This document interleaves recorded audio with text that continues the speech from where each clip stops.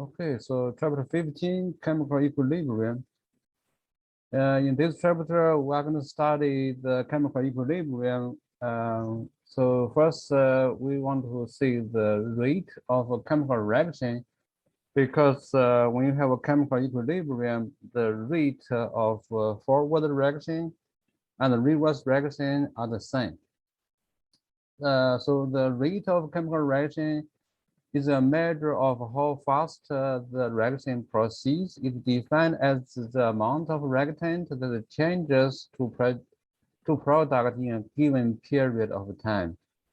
Um, so in a chemical reaction with a fast rate, the reactants react to form product in a short period of time.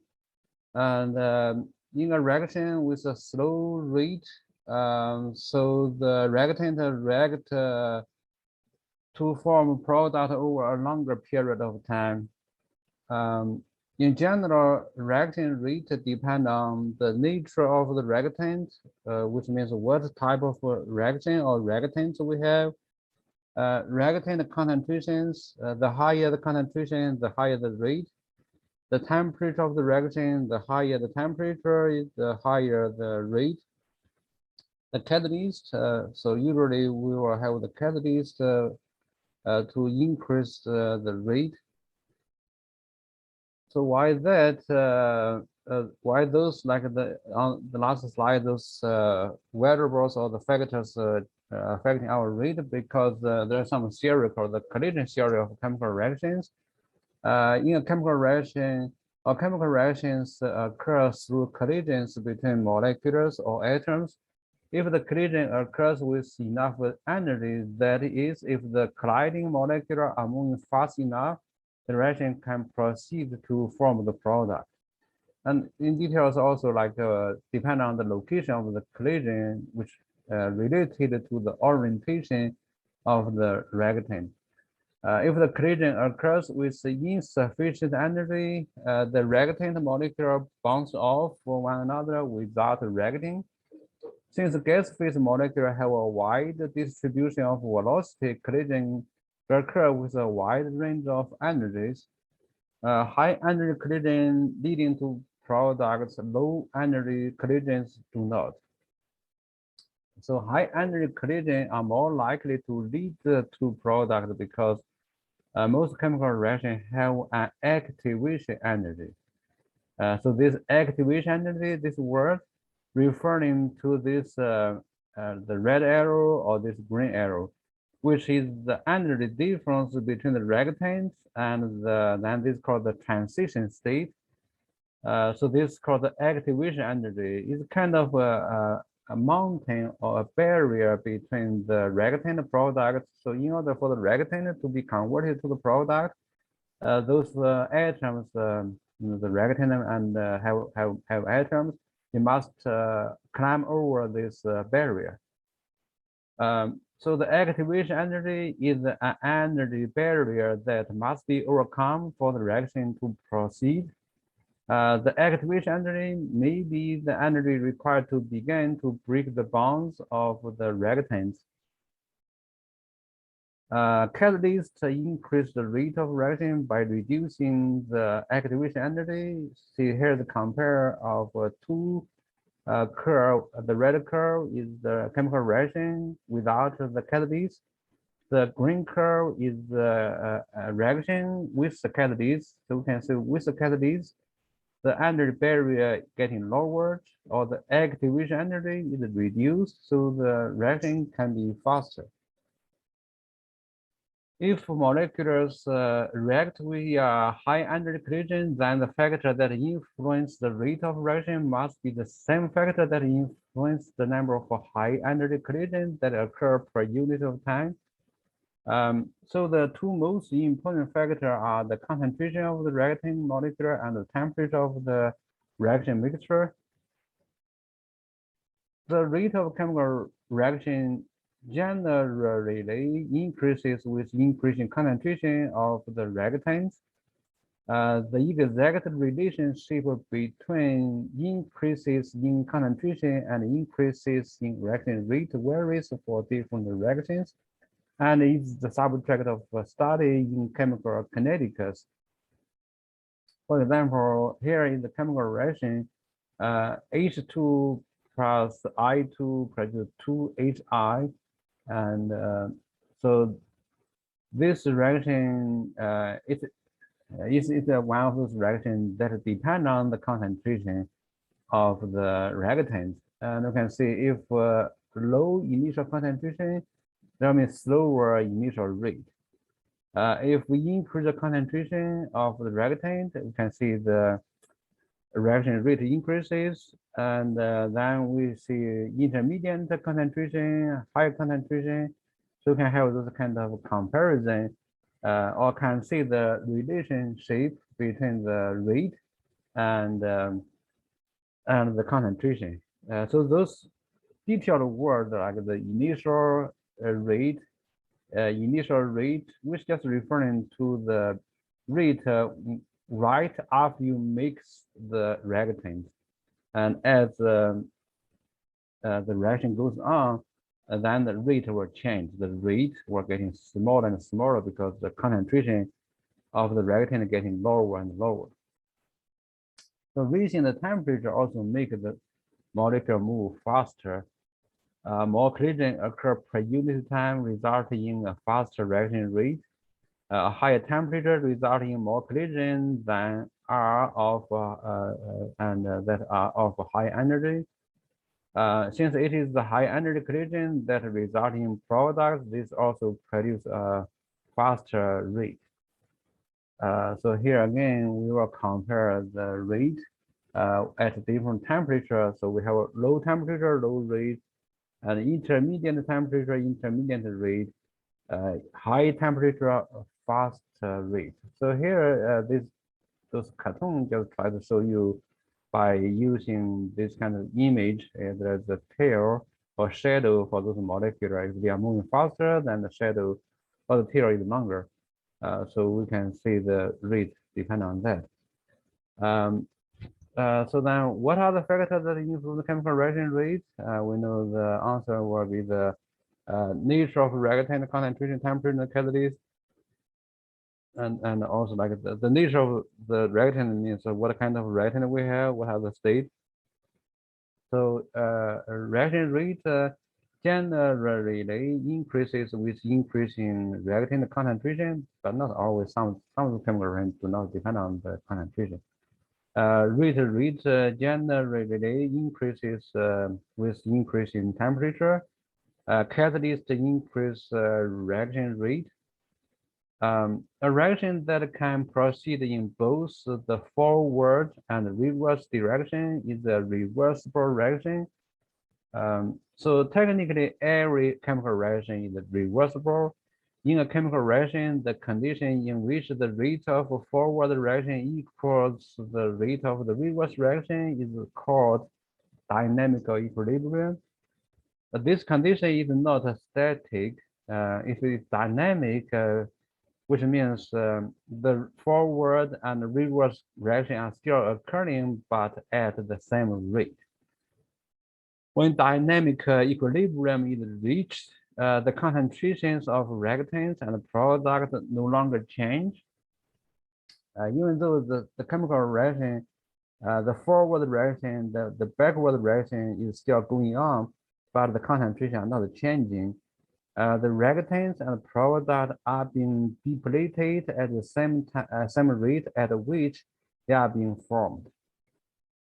Equilibrium, when the concentration of the reactants and products no longer change, the equilibrium has been reached. So here is another example we saw before, chemical reaction that is reversible. H2 plus I2 produce 2HI. And this reaction is reversible, so therefore we have the forward reaction going from H2 plus I2 produce HI. A reverse reaction will be the HI decomposing to H2 and I2. And see here are the few pictures show you those molecules, the reactant and the product at different time. So at time 0, we began this process is just one way to begin this process to get the equilibrium.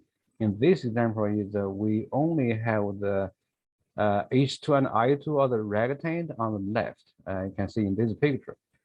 So then as the time goes on, let's say 15, maybe 15 seconds or 15 minutes, we have some of those products, which is the HI. So this larger blue and this white representing the HI. We see the HI already began to produce. So then, as more time goes on, we will see the more HI produced. Once we have the HI produced, then the reverse reaction began to happen. So therefore, at some time, you don't have to be the same number of HI, same number of I2, H2, so depend on how they affecting your rate. So at some time, the forward rate, the reverse rate are the same, then we see we have equilibrium. For example, in this case, we will see it happens, the equilibrium happens at 30 seconds, 30 minutes. Because after that, we see at 30 seconds, we have this ratio in this mixture. We have 4H2, 4I2, 8HI. And then even after some time, like 45 seconds, we can see we still have the same ratio. So therefore, we know after 30 seconds, for this example, it has established the equilibrium. So because at equilibrium, the concentration of the reactant and product no longer change, some type of constant. So therefore, we can quantify the relative concentrations of the reactants and product at equilibrium by using the equilibrium constant K sub EQ. So when dynamic equilibrium is reached, the forward reaction rate is the same as the reverse reaction rate. So from this principle, from this statement, we can get some of those equation for the KEQ. Because the reaction rate are the same, the concentration of the reactant product no longer change. The consistence of concentrations of reactant product at equilibrium does not imply that the concentrations of the reactant product are equal at one another at equilibrium. So this is very important. Yeah, we just know they are constant. We don't know for sure they are equal. We know the reaction rate are equal. The forward reaction, reverse reaction rate are equal. Some reactions reach equilibrium only after most of the reactants have formed the product, and vice versa. Other reactions reach equilibrium on only a few fraction of the reactant has been formed the product. The amount of reactant product depends on the reaction and can be expressed numerically by the equilibrium constant K sub EQ. So again, the equilibrium constant K sub EQ, consider the generical chemical reaction.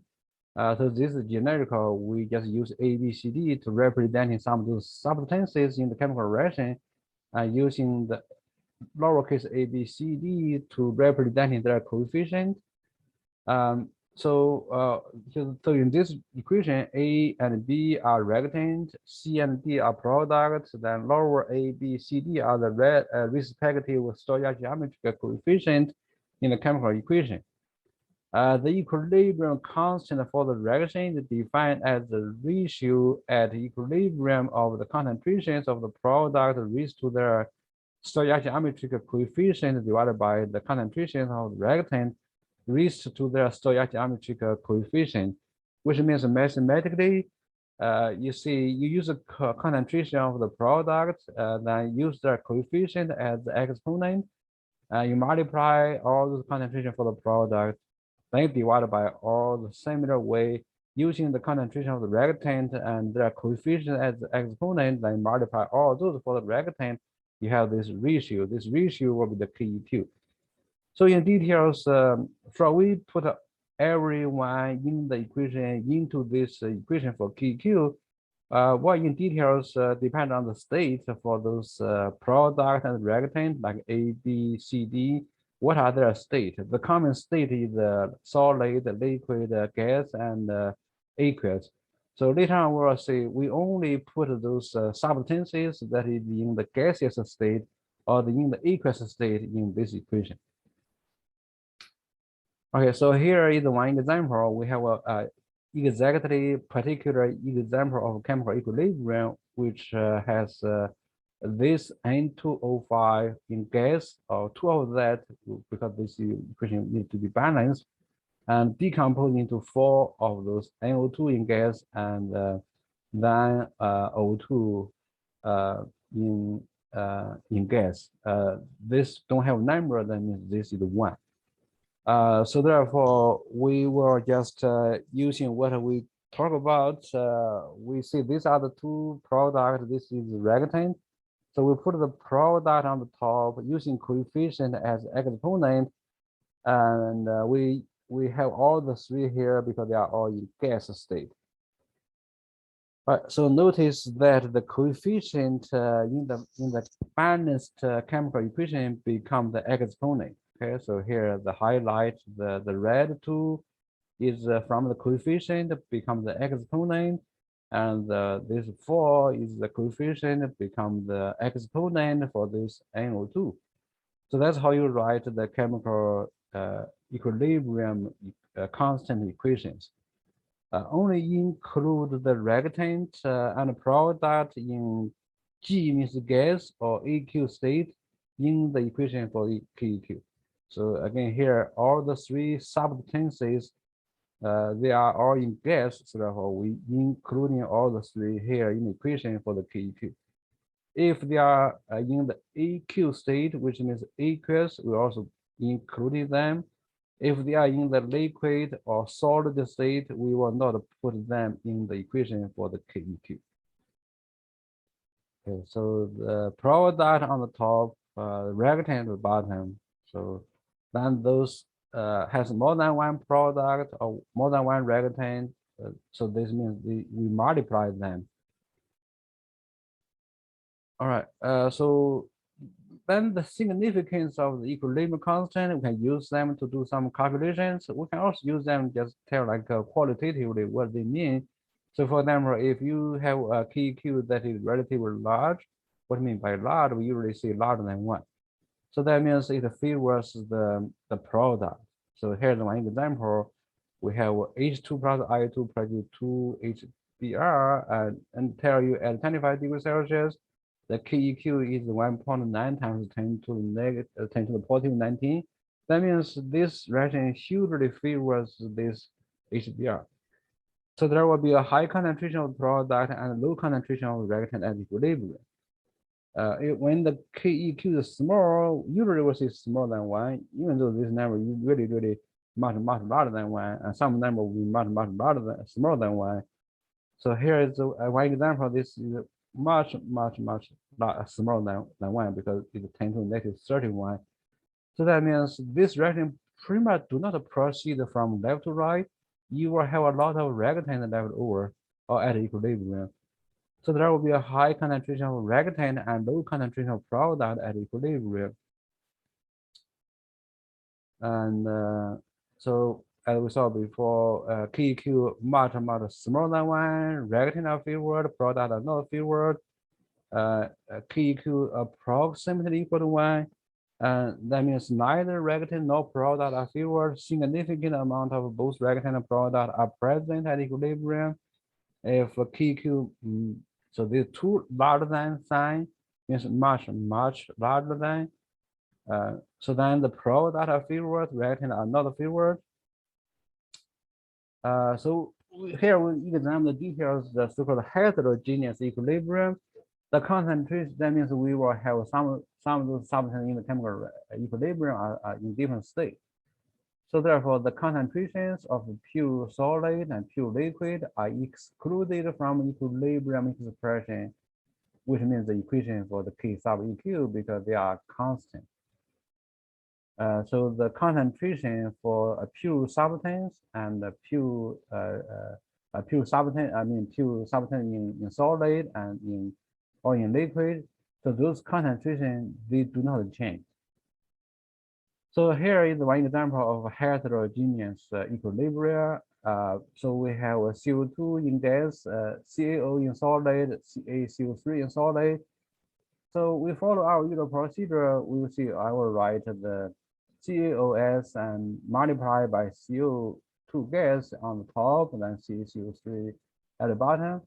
Now, because they are solid, so you just don't need to put them in your equation. You just replace them by one. If you forget initially write them there, then just simply change them to one, then you will get this answer. So since CaCO3 solid and CaOS are both solid, they are omitted. They are kind of they're like a contribution is replaced by that number one. So you multiply anything by one, divided by anything by one, still have the same. So here we have one example. I want to calculate equilibrium constant. So we have this equation written, which is balanced, which has the states. So all the three substances here are gas, this compound, these two elements. And then told you at equilibrium, the concentration of these three, H2 is 0.11 molar, I2 is 0.11 molar, HI 0.78 molar. So by the way, when you calculate the KEQ, you can either use molarity or use pressure if they are gas. If you use molarity, which means concentration, or another way to say that is if you use concentration, you must use molarity. If you use pressure, you must use ATF. So for this question, we are given the concentration at equilibrium in molarity. We are given this equation, so you want to calculate the number for this P sub EQ. You just write the equation first. So what is the equation for this P sub EQ? So as usual, we'll write the product on top and use coefficient as the exponent. So here the coefficient 2, we use that 2 as the exponent. That way just divided by those concentration for the reactant. So here that means these two are both reactant, and we will multiply them in this denominator. So now we have the equation, we just plug those numbers in, and we have the concentration in molarity is must be in molarity, otherwise you have to convert. So the HI is 0.78 molar, you don't have to write molar anymore, just make sure they are in molar. 0.78 squared, then you divide by this concentration of H2, 0.11, then multiply by the concentration of I2, again, 0.11. Just use the calculator to calculate, so get like 50, but you want to show that in scientific notation, just 5.0 10 to the positive 1. Right.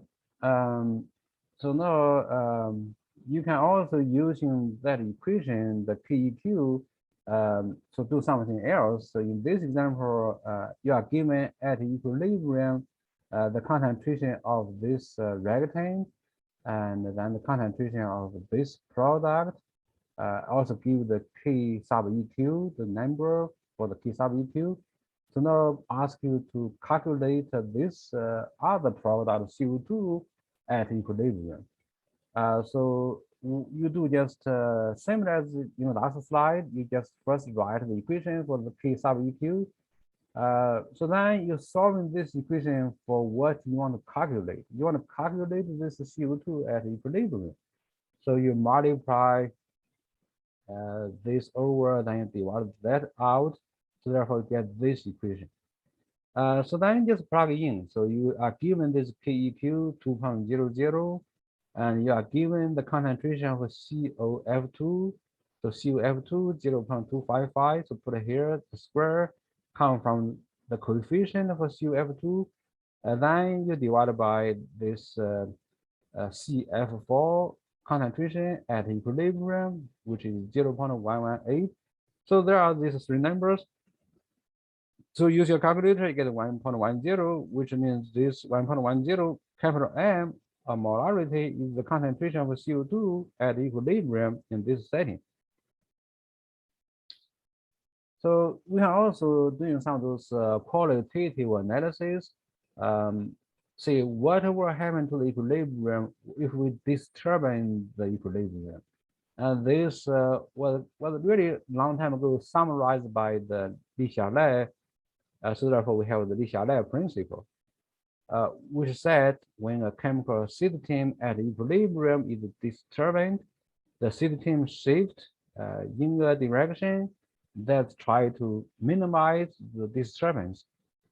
For example, disturb a system by adding product if the product is in gas or aqueous state.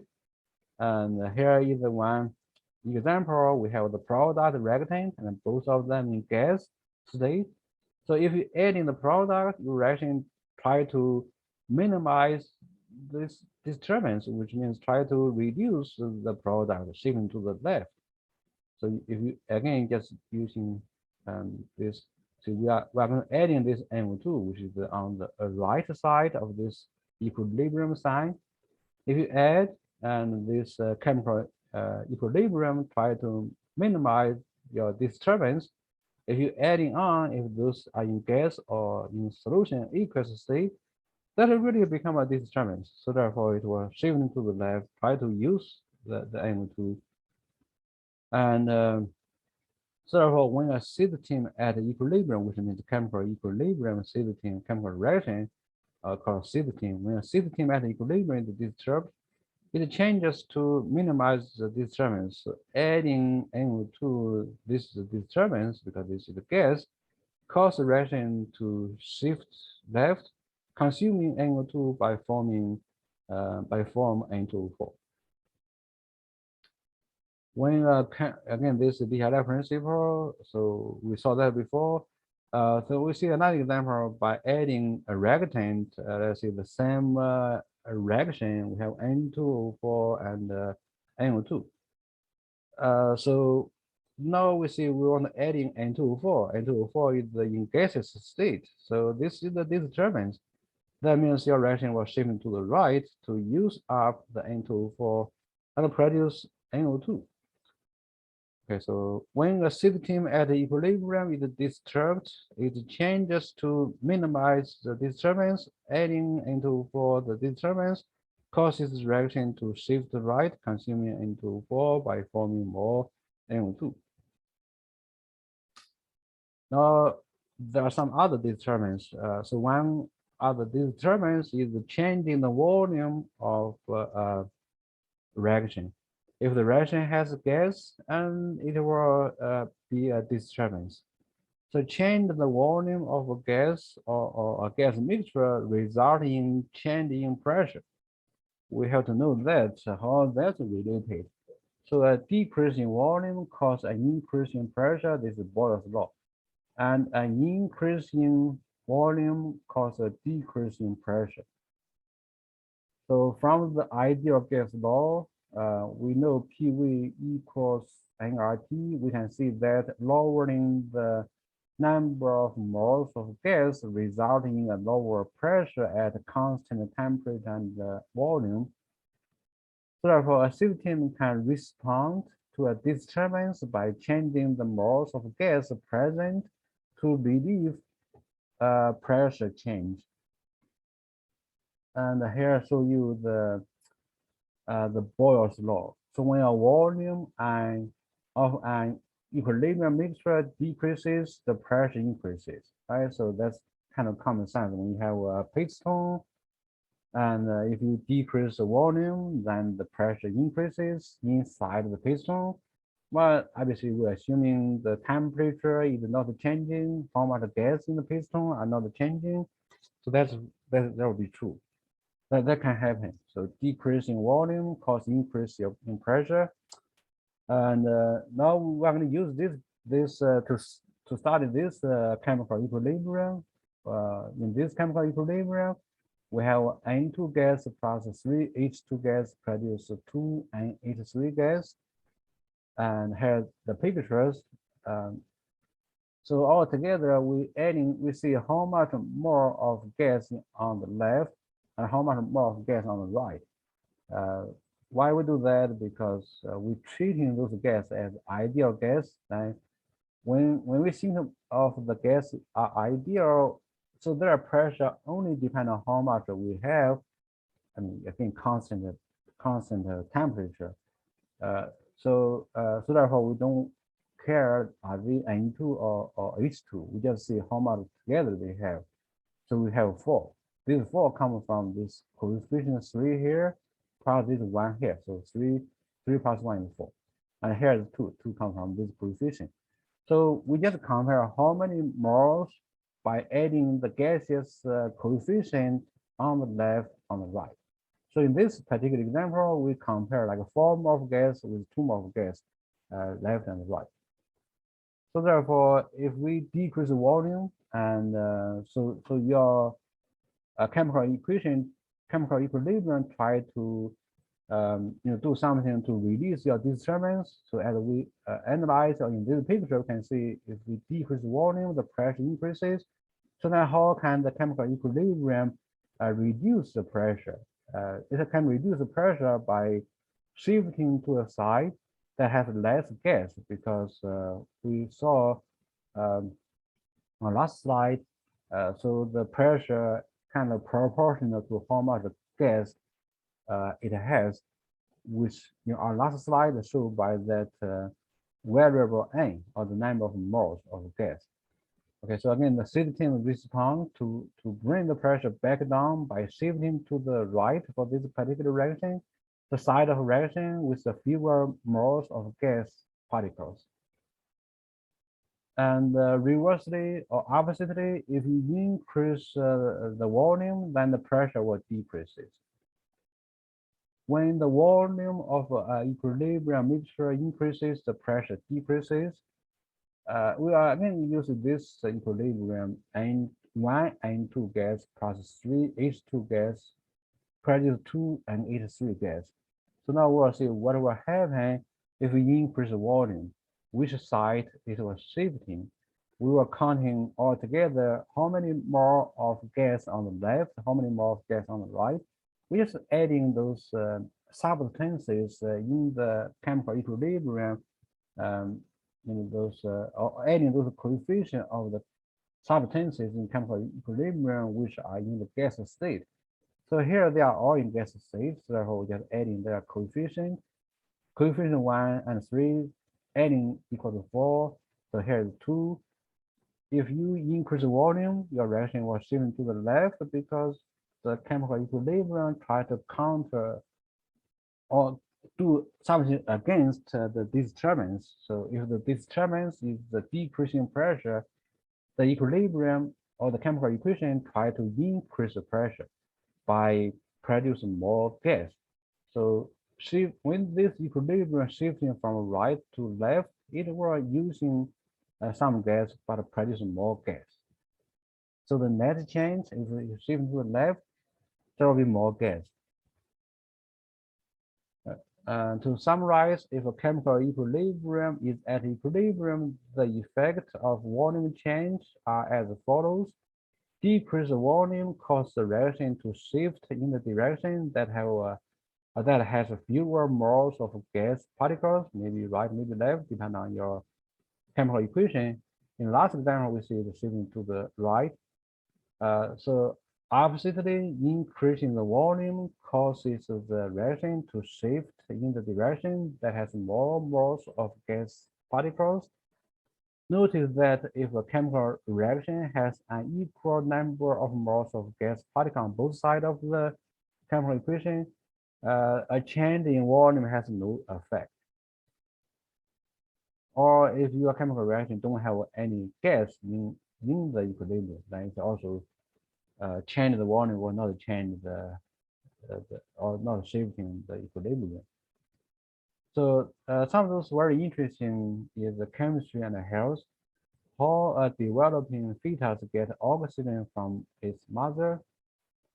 We will see the hemoglobin is in work. Well, hemoglobin for the adults and for the fetus are little different. So hemoglobin, we just see HB react with oxygen according to the equilibrium equation as see here. So every one hemoglobin can carry one O2 molecule. This is just one example.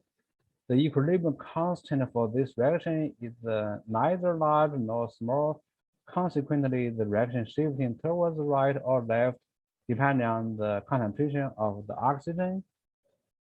As blood flows through the lung, where oxygen concentration are high, the equilibrium shifting to the right, hemoglobin loses oxygen. So as blood flows through muscles and organs, they are using oxygen in those places. All oxygen concentration have been depleted. The equilibrium shifting to the left, which means the hemoglobin release oxygen, like adult hemoglobin, fetal hemoglobin is also in equilibrium with oxygen. So here we see this, we use HbF representing the hemoglobin for those fetus. And so they are a little different than the adults hemoglobin. So the fetal hemoglobin HbF is slightly different from the adult's hemoglobin. The equilibrium constant for fetal hemoglobin is larger than the equilibrium constant for adult hemoglobin. That means the fetal hemoglobin will load oxygen at lower oxygen concentration than adults. So that kind of grab away those oxygen from the baby mother's blood. So when the mother's hemoglobin flows through the placenta, it unloads oxygen into the placenta. Nature has this engineered chemical system in which the mother's hemoglobin can, in effect, hand off oxygen to the baby's hemoglobin. Next, we will examine the effect of temperature change on equilibrium. So in a chemical reaction, the heat may be absorbed or released. So therefore, we have the exothermic reaction or endothermic reaction. In an exothermic reaction, we can think of heat as a product, which means exothermic reaction releasing heat. So therefore, rising the temperature of an exothermic reaction, so think of this as adding heat to the product side, causing the reaction shifting to the left of the reactant, or left to the reactant. So in an endothermic reaction, we can think of heat as a reactant, raising the temperature of an endothermic reaction.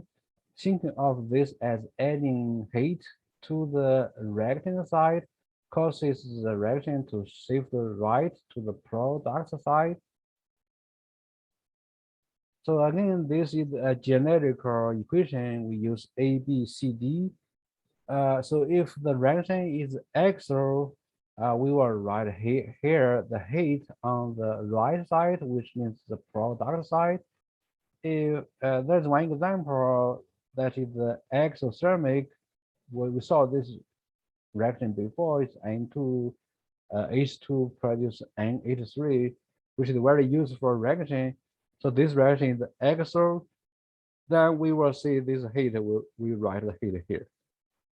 So now we are thinking of what do we do to the heat? If we adding heat or we reduce heat. Usually we see we adding heat is by increasing the temperature of the reaction mixture. So if we adding heat and we were treating this heat as a product in the gas or aqueous state, therefore it was shifting this to the left. And so we can either adding or take away. So if we take it away, which means we decrease the temperature of this reaction, so then your reaction try to make up for what it did. If you remove heat, it try to produce heat by shifting to the right. And for the endothermic reaction, we're still using the same generic letter A, B, C, D. If what it told you is endo. So some way it will tell you it's endo or exo. So then you will write heat on the left. And this is a very interesting equilibrium because these two they have a different color. So N2O4 is colorless, NO2 is brown. So therefore, you can see visually in the laboratory whatever happened to this equilibrium if you adding heat or if you increase the temperature. If you increase the temperature, which means you adding heat, so make this reaction shift to the right. The right side is brown, then you will see the color become darker. And oppositely, if you take a heat away by reducing the temperature, which means you can have this equilibrium in a mixture. You put this mixture maybe in a test tube, or maybe in a beaker. Then you put this test tube in the ice bath. So you take a heat away, then it will shift to left. Then your mixture become like a lighter or kind of a colorless. Here is the picture. So we see here this and warm temperature or hot water, this cold temperature for this equilibrium, then this equilibrium is endo. So therefore, at hot temperature, we see this tube have this equilibrium. It become like a brown or kind of yellowish. If you do the opposite, adding this tube or take this tube to an ice bath, so this equation shifting to the left side is the colorless. So that's how we see the temperature change for some reaction. Visually, we saw that. And to summarize, so in an exothermic chemical reaction, heat is the product, and the effect of temperature change as follows. Increased temperature causes reactions to shift left in the direction of the reactant. Decreased temperature causes the reaction to shift right in the direction of the product. And then in an endothermic chemical reaction, heat is a reactant, and the effect of temperature change are as follows. Increasing the temperature causes the reaction to shift right in the direction of the product. Decreasing the temperature causes the reaction to shift left in the direction of the reactant. And solubility is also an equilibrium process. So the process by which an ionic compound dissolves is an equilibrium process. The equilibrium expression for the chemical equation that represent the dissolving of an ionic compound is the solubility product constant. So we shall use K to represent the equilibrium constant. Then this equilibrium process has a special name called solubility. So therefore, we have this special notation for this type of equilibrium process called the K sub SP. S comes from solubility, and P means product. Product means multiply. So solids are omitted from the equilibrium expression. A large K sub SP, the forward reaction favored means that the compound is very soluble. A small K sub SP, reverse reaction favored means that the compound is not very soluble. To write the expression for the K sub SP, first write the balanced chemical reaction equation showing the solid compound in equilibrium with its dissolved aqueous ion, then write the equilibrium expression based on this equation. So for example, if you have this ionic compound, calcium fluoride, which is CaF2 solid, as it dissolves in water, then it will dissociate or separate into ion in aqueous state. So from each one of this unit, we see one Ca, and we know Ca is a metal, it produces positive ion. So we see typically it will be 2+ ion. And from this subscript 2, that means we can produce 2 negative ions from the F.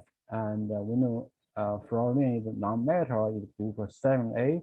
So typically F is -1 ion. And we get the 2 from this, so this equation is balanced.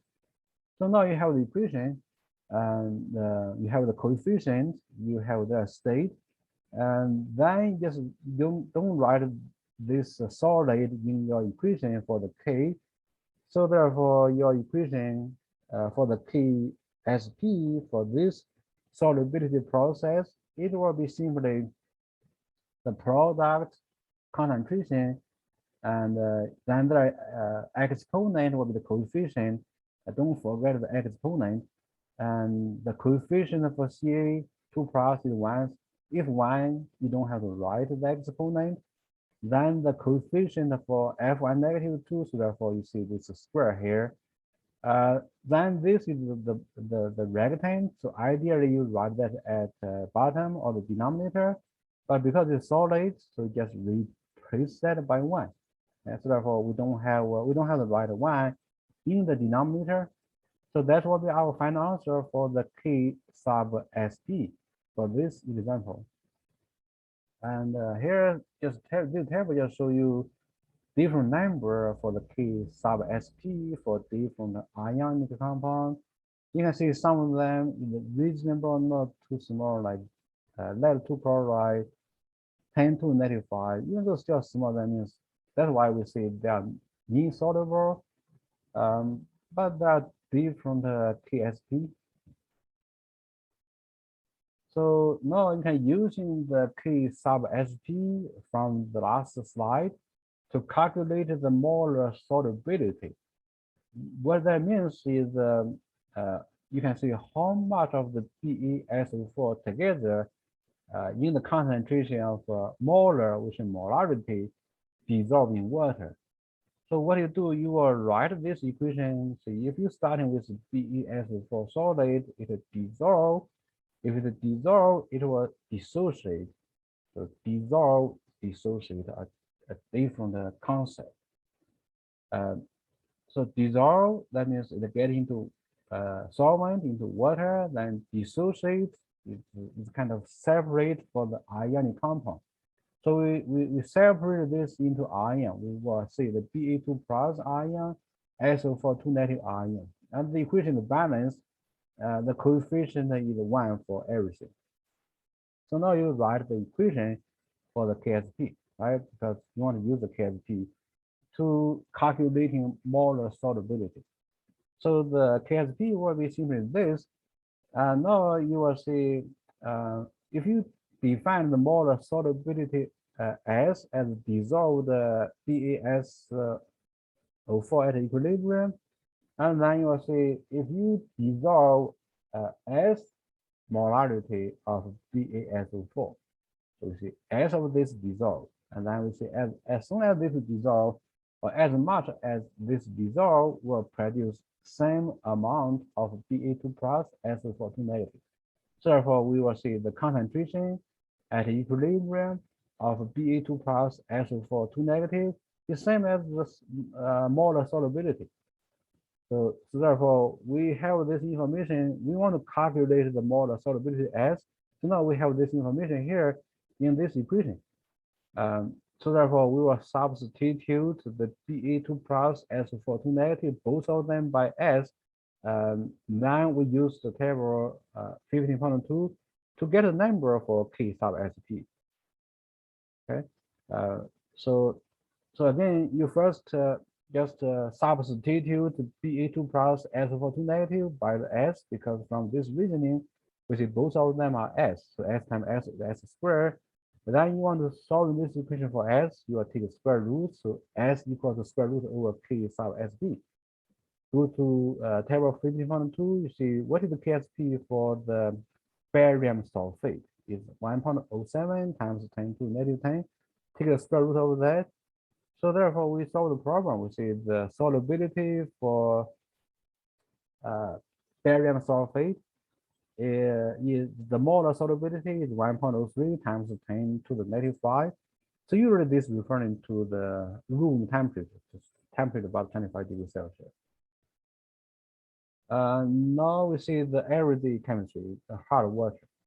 So because of their relatively low solubility product constant, water can easily become saturated with calcium carbonate and magnesium carbonate. A drop of water becomes saturated with calcium carbonate and magnesium carbonate as the water evaporates. So a saturated solution such as this precipitate some of its dissolved ions.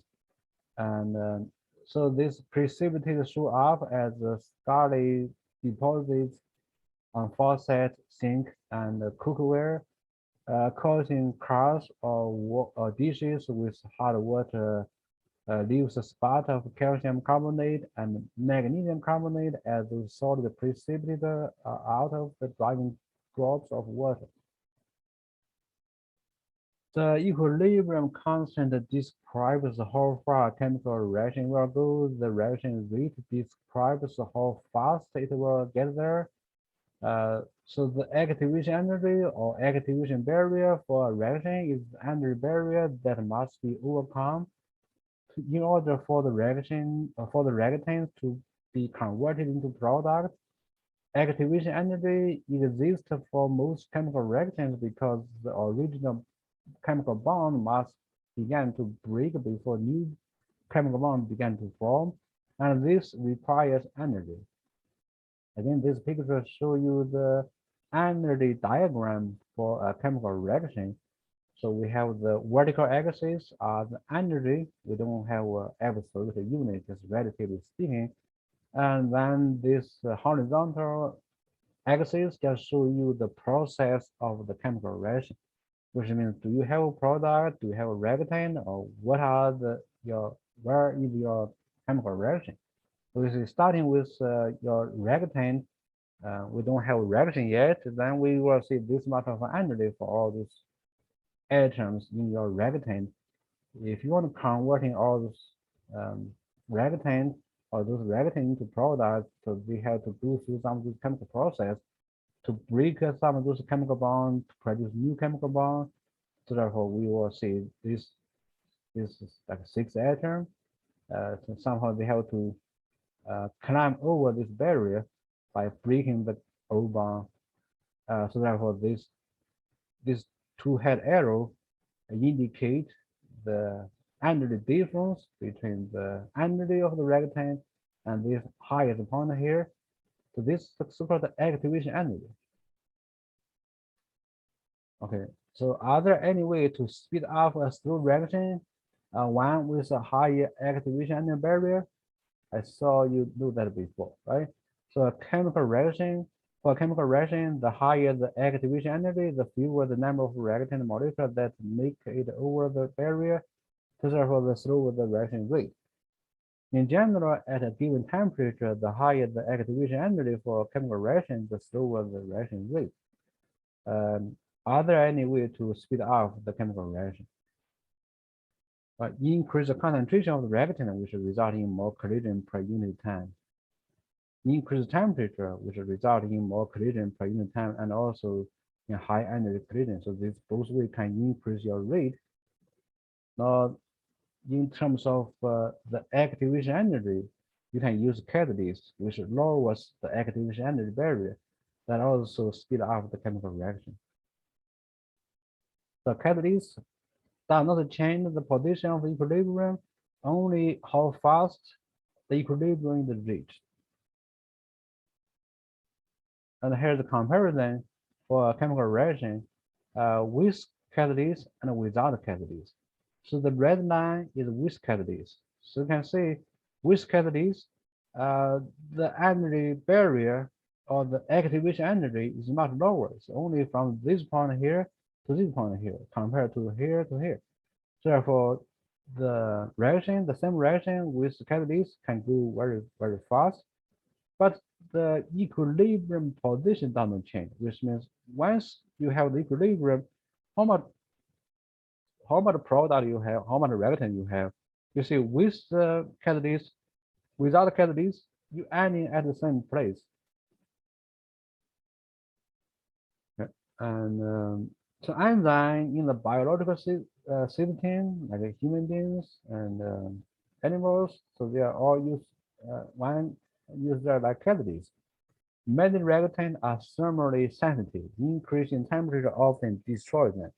The only way to carry out many reactions is to use catalysts. So human body, you cannot use high temperature. Most of the thousands of reactions that must occur for living organism to survive will be too slow at normal temperature. So living organisms use enzymes, biological catalysts that increase the rate of biological reactions. And here is the energy diagram. Let's see for some of those chemical reactions use enzymes. So the enzyme sucrase creates a pathway with lower activation energy for the conversion of sucrose to glucose and fructose. So here's a picture for the sucrose. It's like glucose is uh, six atom ring here. Fructose is a 5 atom ring here. So usually you want to you have the human the living organism need to break this apart into glucose and fructose. Then they can go through the many other chemical reactions to use glucose to produce energy. So therefore to have this reaction happen kind of in a good rate, you want to use an enzyme called the sucrase. And here the comparison for the conversion of sucrose to glucose and fructose with catalyst, the red line, and without catalyst. Now, how enzyme work? That is very interesting and very interesting to study that. When sucrose is in the active site of the sucrase, so here the whole like the larger picture, the structure is called sucrase, which is the enzyme. Well, that's like kind of protein, and only one part of that called the active site is active.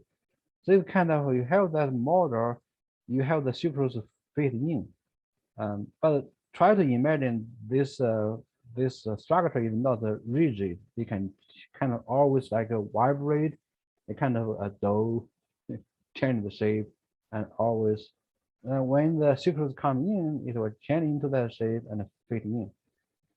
So when sucrose is in the active site of sucrase, the bond between the glucose and fructose unit weakens, lower the activation energy for the reaction and increase the reaction rate. Okay, so this is end of this chapter 15.